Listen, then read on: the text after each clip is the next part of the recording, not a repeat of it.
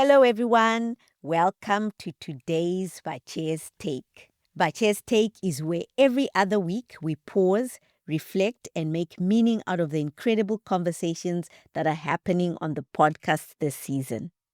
I'm your host, Batje Chibafa, and today I'm sharing my takeaways from my conversation with Chinwe Onyeagoro, the co-founder and CEO of PocketSuite, an all-in-one SaaS platform that is helping service-based entrepreneurs manage, grow, and scale their businesses.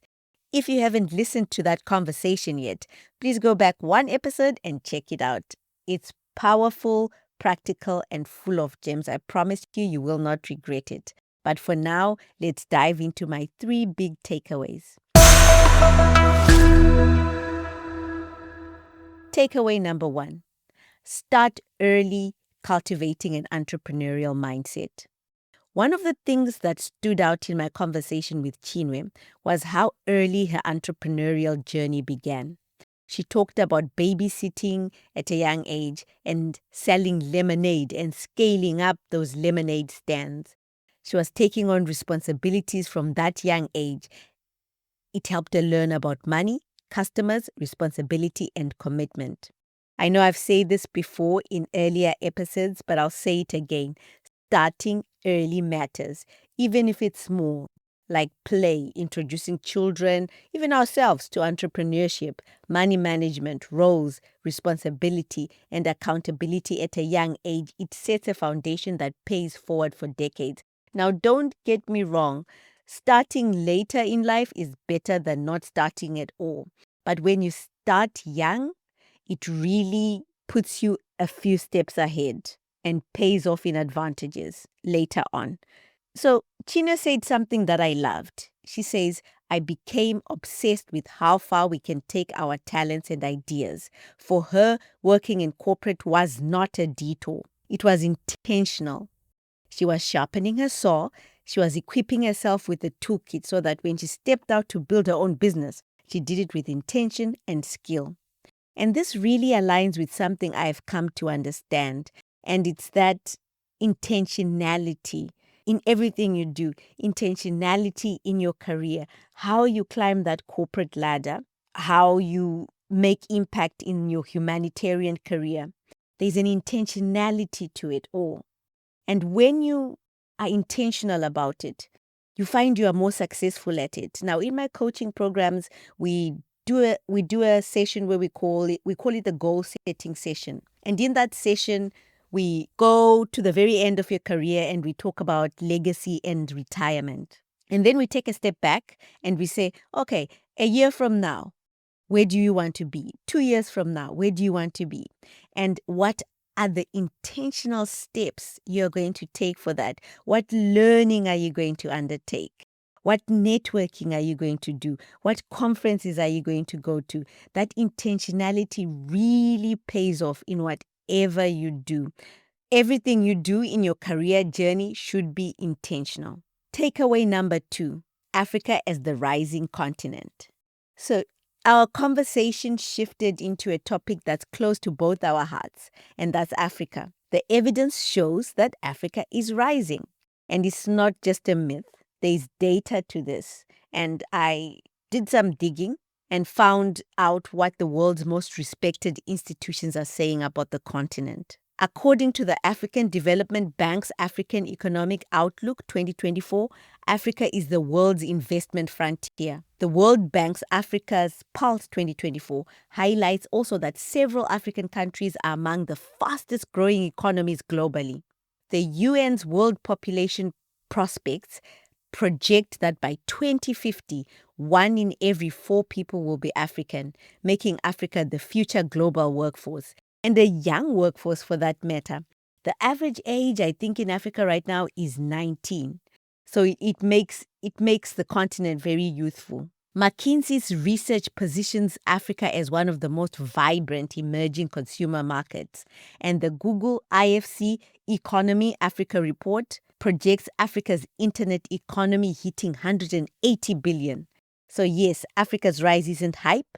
It's based on data and evidence. So, yes, it's undeniable that African entrepreneurs they're not waiting. I spoke to the startup coach first episode, and he said that young entrepreneurs are building solutions to real problems. Now he's going across the continent supporting startups, and most of them, he says, are young people. So yes, Africa is rising, but it's rising while still building, still learning, and still navigating real challenges. Remember the plane that we spoke about in episode 1? The plane that we build when we are flying? I think I can liken Africa to that plane that we are building while flying it. I think we should also take a pause and ask what could hold Africa back. And because those same institutions, while I was researching, they also tell us that the biggest constraints are there, right? They are big constraints. And those constraints are not necessarily political, they are structural. For instance, the World Bank speaks of infrastructure gaps like roads, energy, and transport. The UNDP talks about a mismatch between the available skills and the demands of a modern economy. The IFC highlights that African startups still receive just about 1% of global venture capital. The AFDB notes that intra-African trade also is still low.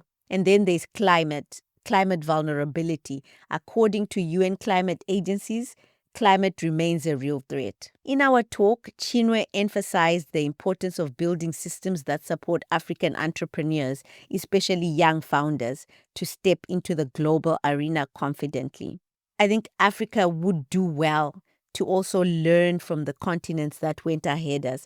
Totally different ecosystems, yes, totally different environments.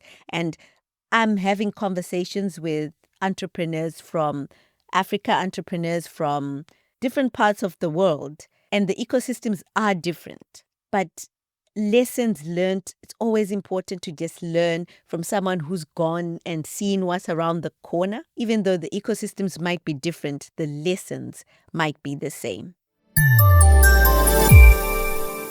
This episode is brought to you by Humor, the boutique career and leadership consultancy helping professionals get clear, get confident, and get hired. From CV writing and Clifton Strengths coaching to interview prep and leadership development, Humor is here to help you take the next step in your career. Visit humor.org to learn more. www.humhr.org.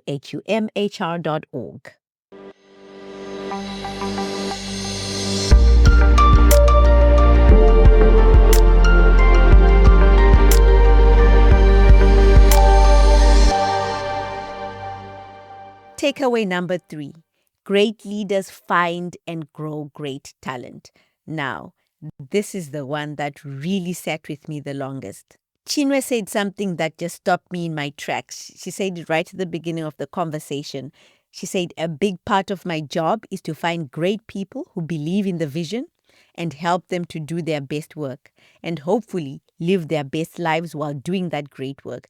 Isn't that amazing? Because really, when you think about leadership, at the heart of leadership, it's not the position, it's not the power, it's not the job titles, because you cannot lead without people.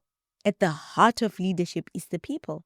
And that brought me straight to one of my favorite books that I spoke about. I'm finished reading it, or rather I finished listening to it from Audible, and that book is Mindset by Carol Dweck. And she talks about growth mindset leaders and fixed mindset leaders.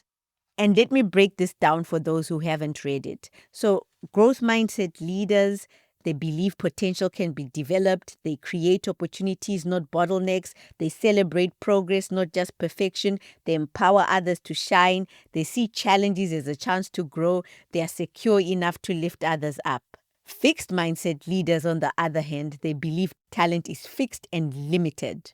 They avoid stretch assignments, they micromanage, they stifle innovation, they lead from insecurity, not possibility, and they feel threatened by other people's strengths. Carol Dweck, in her book, when she's talking about this, she talks about the fixed mindset premise, and she talks about a genius with 1,000 helpers model. And, a genius needs little helpers to carry out their brilliant ideas, not great teams. They just want little helpers. They don't need the great teams. And when I read this, I thought about the Minions movie and how the evil Gru has all these little minions at his beck and call, running his errands and, his genius ideas, making sure his genius ideas are implemented. But what's even greater, when I was reading this, I suddenly started connecting dots in my own life.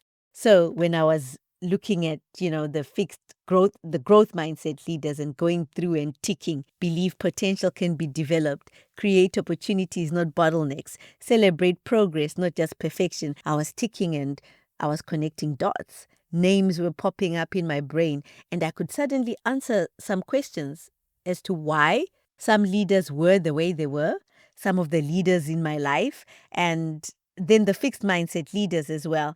I was ticking and the dots were really connecting. Are there any names that are flooding your minds right now? Because names started flooding my mind. I could really finally recognize the leaders who had a growth mindset and the leaders who had a fixed one. But at the same time, I also realized something humbling. It takes two to tango, right? So we must learn to lead well, but we must also learn how to follow well. There are instances where I can think back and I'm like, that was definitely fixed mindset.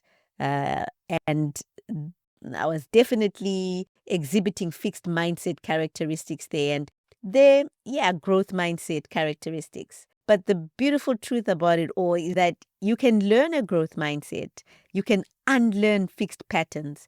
Leadership is a journey, not a personality type. So I'd like to take this moment to have personal shout out to my growth mindset leaders.